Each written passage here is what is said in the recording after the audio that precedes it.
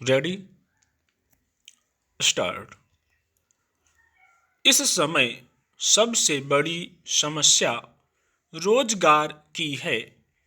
इस हेतु बड़े पैमाने पर रोजगार के साधन पैदा करने के लिए बहुत आवश्यक है। कौशल का विकास हमें बड़े पैमाने पर एक नए ढंग से प्रशिक्षण की आवश्यकता है, जो काम करते हुए ही संभव है। भारतीय समाज प्रत्येक घर में काम पर प्रशिक्षण का सुंदर उदाहरण प्रस्तुत करता है। हमने कुछ दूसरे कारणों से इसे त्याग दिया है।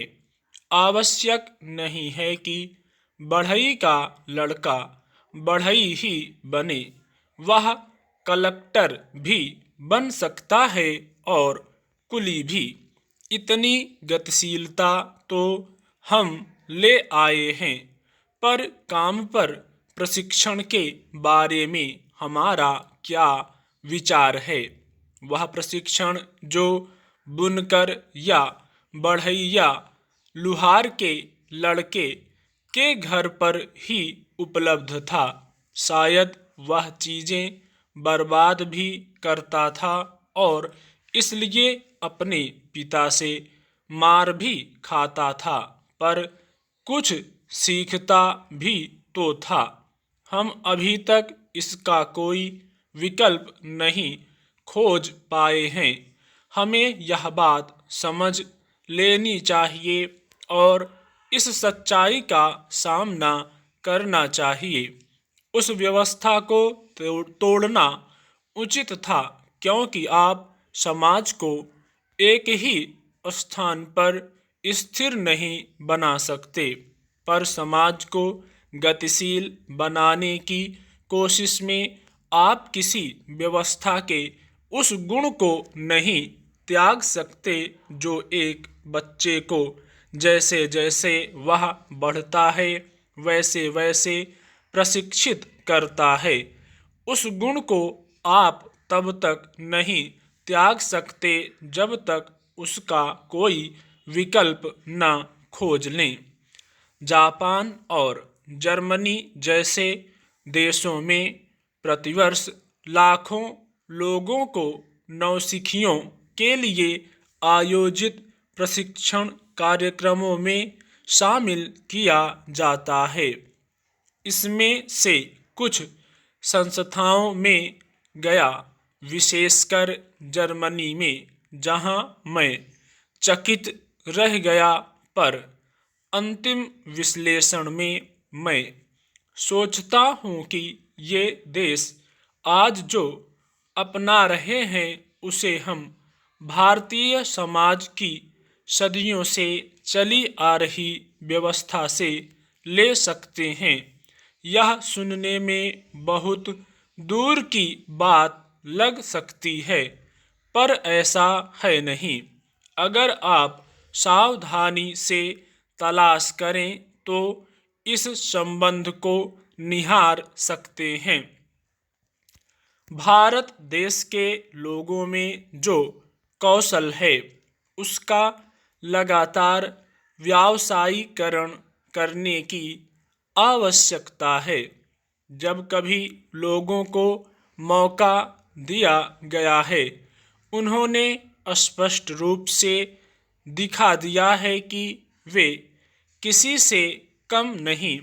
अत्याधुनिक प्रौद्योगिकी के क्षेत्र में प्रशिक्षण से स्वरोजगार के बहुत से अवसर पैदा होंगे और अर्थनीति के कई क्षेत्रों में उत्पादकता बढ़ेगी।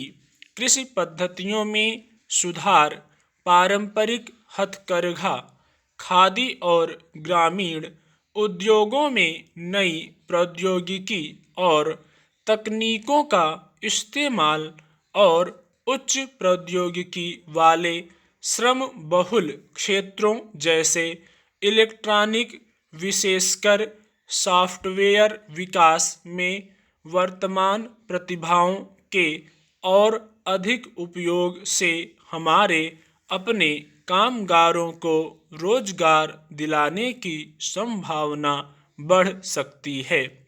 उच्च प्रौद्योगिकी के बारे में चर्चा हो रही है। आणविक ऊर्जा, अंतरिक्ष और रक्षा अनुसंधान जैसे कुछ क्षेत्रों में हमने उत्कृष्ट स्तर प्राप्त किया है। अब इस बात की आवश्यकता भी है जिससे हम और अधिक सफलता प्राप्त कर सकें।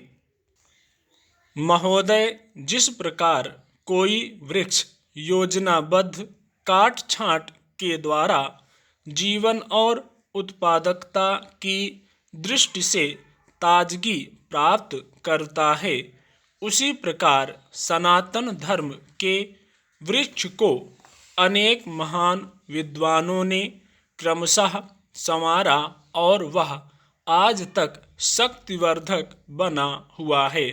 इसमें रामकृष्ण परमहंस तथा उनके शिष्यवर स्वामी विवेकानंद का योगदान ऐतिहासिक महत्व का है। परमहंस जी ने साधना पूर्वक धर्म की जो अनुभूतियां प्राप्त की थीं, स्वामी विवेकानंद ने उनसे व्यावहारिक सिद्धांत स्थापित किया। स्वामी विवेकानंद ने सबसे बड़ा कार्य धर्म की पुनः स्थापना का किया। अभिनव भारत को जो कुछ कहना था वह सब विवेकानंद के मुख से भाषा एवं विचारों के रूप में प्रकट हुआ। विचारों की शाब्दिक अभिव्यक्ति ही दर्शन है। परिणाम स्वरूप स्वामी विवेकानंद ने दर्शन के आध्यात्मिक पक्ष को और अधिक सुदृढ़ करके प्रक्षेपित किया। विवेकानंद वह सेतु है जिस पर प्राचीन एवं आधुनिक भारतीय संस्कृति आलिंगन करती है। विवेकानंद वह समुद्र है जिसमें धर्म और राजनीति, राष्ट्रीयता और अंतर्राष्ट्रीयता तथा उपनिषद और विज्ञान सभी कुछ सम्मिलित है। ठाकुर रविंद्रनाथ ने कहा, यदि कोई आत्मा को समझना चाहता है तो उसे विवेकानंद को पढ़ना चाहिए। नई पीढ़ी के लोगों में उन्होंने भारत के प्रति भक्ति जगाई, उसके अतीत के प्रति गौरव एवं भविष्य के प्रति आस्था उत्पन्न की। स्वामी जी ने एक नवीन मानव जाति की कल्पना की जो आत्म बलिदान, आत्मनियंत्रण, आत्मसमर्पण और आत्मविश्लेषण जैसे मानवीय मूल्यों से ओतप्रोत हो। स्वामी जी राजनीति की अपेक्षा धर्म और संस्कृति का संदेश देते थे। धर्म और संस्कृति के द्वारा देशभक्ति एवं राजनैतिक मानसिकता स्वतः ही प्रफुल्लित हो उठती है।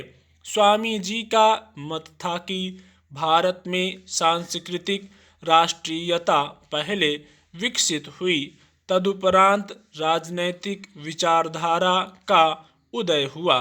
आदिकाल से ही भारतीय संस्कृति ने विश्व संस्कृति का नेतृत्व किया, परंतु आधुनिक भारतीय संस्कृति एवं राष्ट्रीयता का संरक्षक होने का श्रेय स्वामी विवेकानंद को ही जाता है। स्वामी जी ने ही भारतीय संस्कृति की पताका को संपूर्ण विश्व में फहराया। शिकागो के सर्वधर्म सम्मेलन में जाने के कई उद्देश्य उनके मस्तिष्क में स्थापित हुए थे। वे भारतवासियों के कई अंधविश्वासों को तोड़ना चाहते थे। वे भारतीय आध्यात्मिक विचारों और आदर्शों का प्रचार यूरोपीय देशों में करके संपूर्ण भूमंडल पर एक नवीन विचारधारा का सूत्रपात करना चाहते थे। स्वामी जी ने हिंदुत्व की वकालत करते हुए यह उल्लेख किया कि हिंदू धर्म किसी सिद्धांत अथवा नियम का नाम नहीं, अपितु हिंदुत्व में विश्वास रखने वाले सदैव अप्रत्यक्ष ज्ञान के लिए निरंतर चिंतनशील रहते हैं। स्टॉप।